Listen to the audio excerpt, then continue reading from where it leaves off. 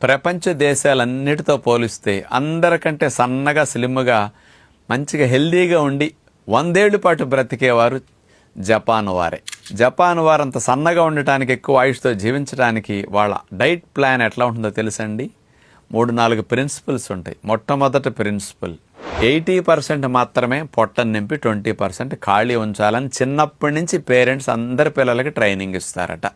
రెండవది, ఆహారాన్ని తినేటప్పుడు చిన్న చిన్న కప్పులు, చిన్న ప్లేట్లోనే ఆహారం పెట్టుకుంటారు.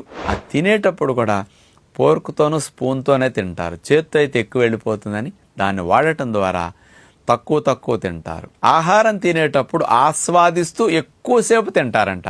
దీని ద్వారా సంతృప్తిని తెలియజేసే సెటైటీ సెంటర్ బాగా సంతృప్తి చెంది మరోసారి తినొద్దు, ఇంకెక్కువ తినక్కర్లేదని అది తెలియచేస్తుంది అనమాట. మూడవది, ప్రతిరోజు సాలడ్స్ కానీ, నట్స్ కానీ, ఫ్రూట్స్ కానీ, మరి ఆకులు ఉడికించినవి కానీ, ఇట్లాంటివి ఉప్పు లేకుండా 50-60%